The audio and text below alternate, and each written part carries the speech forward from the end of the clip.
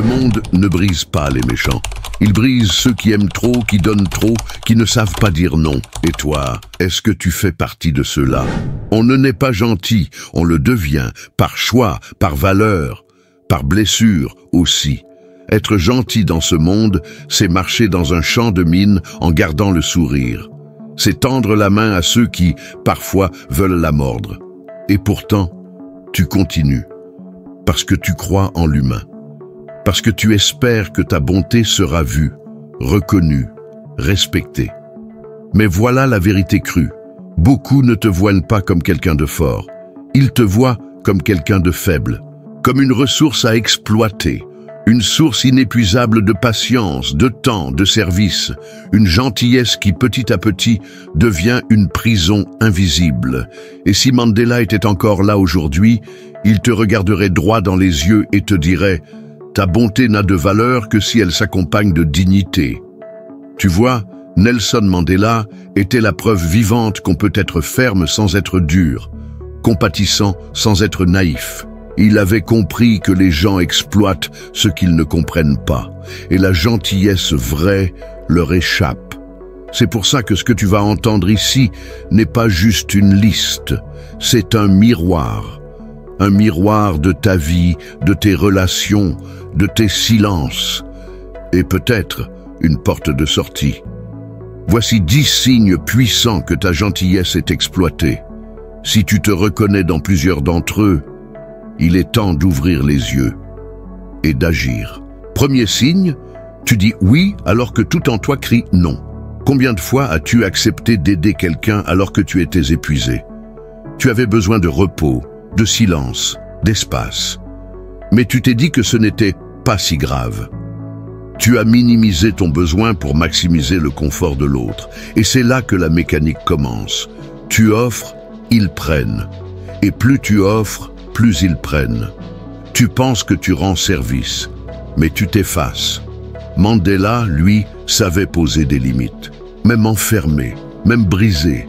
Il savait dire non avec calme, parce qu'il avait compris que dire non, c'est parfois dire oui à soi-même. Et tu sais ce qui est le plus cruel? C'est que dans notre culture, ici en France, on valorise la politesse à en perdre l'essentiel. On t'a appris à dire oui pour ne pas déranger, à sourire quand tu souffres, à t'effacer par respect. Mais qui te respecte, toi? Dans le métro bondé, au boulot quand on te surcharge, en famille quand on te dit « Allez, fais un effort ». On t'exige d'être gentil, disponible, flexible, tout le temps. Et si tu refuses, tu es mal vu, tu passes pour froid, distant, égoïste même. Mais laisse-moi te dire une chose essentielle. Dire non, c'est résister à une société qui te veut épuiser. C'est un acte de courage. Et ceux qui t'aiment vraiment te comprendront. Reste bien ici. Parce que les prochains signes, c'est pas juste des mots. C'est ce que tu vis chaque semaine sans le dire à personne. Et quand tu entendras le 4e, tu vas comprendre pourquoi tu te sens aussi vidé après certaines conversations. 2e signe, les gens ne te remercient plus. Au début, c'était des merci, des sourires, des petits gestes de reconnaissance. Puis, le silence. Comme si ton aide était due, comme si ta gentillesse était automatique, sans effort, sans valeur. Et toi, tu continues quand même. Tu te dis que ce n'est pas grave, que tu n'attends rien en retour, mais au fond, tu ressens ce vide, ce manque de reconnaissance qui érode ton cœur. Mandela aurait dit « Quand tu donnes avec ton cœur, ne laisse personne t'apprendre à t'oublier ». 3e signe, tu ressens une fatigue que tu n'expliques pas. Ce n'est pas seulement physique, c'est une fatigue intérieure, une lassitude qui ne vient pas du travail, mais des petites trahisons quotidiennes. Ces moments où tu fais de ton mieux et où on t'ignore. Ces instants où tu es là pour tout le monde, mais où personne n'est là pour toi. Cette fatigue, c'est le poids de ta propre gentillesse non respectée. Et tu sais quoi? Ce n'est pas normal. Ce n'est pas juste. Ce n'est pas ce que Mandela défendait. Il croyait en un monde où la bonté était un pilier, pas une faiblesse à exploiter. 4e signe, tu es devenu le plan B des autres. Ils t'appellent quand ils n'ont plus d'options.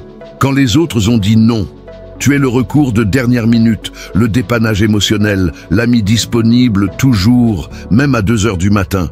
Tu dis que tu es là parce que tu tiens à eux. Mais eux, tiennent-ils à toi? Si tu ne faisais plus rien, qui te chercherait? Mandela disait que l'amour vrai commence là où finit l'utilité. S'ils ne te cherchent que quand ils ont besoin, ce n'est pas de l'amour. C'est de la consommation émotionnelle. Et maintenant, sois honnête. As-tu déjà été le plan B de quelqu'un que tu considérais comme un plan A? Dis-le-moi en commentaire. Tu n'as pas à donner de nom. Juste un mot, un moment, un ressentiment. Parce que ce que tu ressens, des milliers d'autres le vivent aussi. Et ils ont besoin de te lire pour se sentir moins seul. Ici, en France, on est fort pour cacher. On cache notre fatigue derrière des cafés à rallonge, nos blessures derrière des « ça va, t'inquiète » et notre solitude derrière des relations à sens unique. Mais là, maintenant, je te propose autre chose. La vérité. Reste avec moi. Le 5e signe va te frapper fort. Parce que parfois, le plus grand abandon, ce n'est pas celui qu'on subit. C'est celui qu'on s'inflige, quand on s'excuse simplement d'exister. 5e signe, tu te surprends à t'excuser pour exister.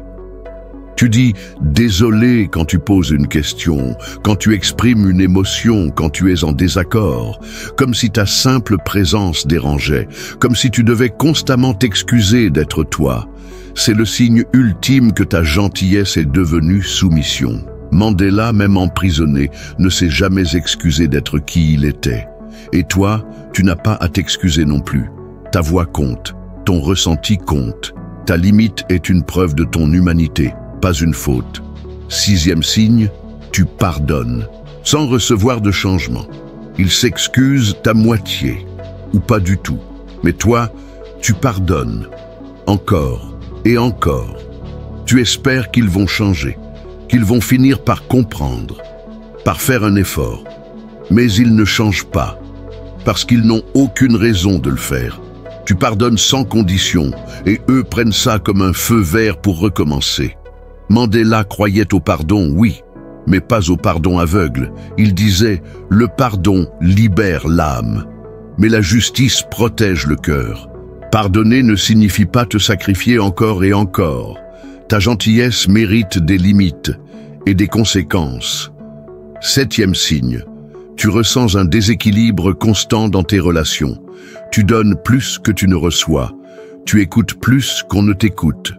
Tu proposes plus qu'on ne propose, et ce déséquilibre n'est pas ponctuel, il est structurel, il fait partie de la dynamique, et tu le sens, même si tu n'oses pas le nommer. Tu ressors de certaines conversations vidées, comme si tu avais été vidé émotionnellement. Mandela aurait vu ça tout de suite. Il savait que les vraies relations ne se mesurent pas au nombre de mots échangés, mais à la réciprocité silencieuse. Si tu es toujours celui qui porte, qui sauve, qui console, qui le fait pour toi? Tu sais ce qui est le plus dur dans ce genre de relation? Ce n'est pas de donner trop. C'est de réaliser un jour que tu ne manques à personne. Tu étais présent, attentionné, disponible, et malgré tout, transparent. Et ce silence-là, celui qui suit une générosité non reconnue, il fait plus mal qu'une trahison. Mais écoute-moi bien, avant de continuer, prends une grande inspiration. Oui, maintenant. Respire. Parce que ce qu'on va aborder dans les 3 prochains signes, c'est pas de la théorie. C'est ton vécu. C'est ce que tu ressens, tard le soir, quand tout le monde est parti, mais que le vide, lui, reste. Et si tu es encore là, c'est que quelque chose en toi veut comprendre. Alors écris juste « Je me reconnais » en commentaire. Ça suffit. Pas besoin de t'expliquer. Dis-le pour toi, pour poser une vérité, pour que ce ne soit plus seulement toi contre toi-même. Tu veux savoir pourquoi ta gentillesse est devenue un poids. Tu vas le comprendre dans le 9e signe. Et crois-moi, il va changer ta façon de voir toutes tes relations. 8e signe. Tes valeurs sont utilisées contre toi. Ils te disent « Mais tu es gentil, non ? Tu es toujours là pour aider, toi. Ils utilisent ta générosité comme un outil de pression. Si tu refuses, tu passes pour l'égoïste. Si tu poses une limite, tu es vu comme plus toi-même. Ton identité est piégée dans une version de toi qui n'a pas le droit de dire non. Mandela avait compris que le monde veut parfois te garder petit pour ne pas se sentir coupable de ne rien donner en retour. Il disait « Être fidèle à soi-même est un acte de courage ». Ta gentillesse ne doit pas être une cage dans laquelle on t'enferme. 9e signe. Tu t'effaces dans les conflits.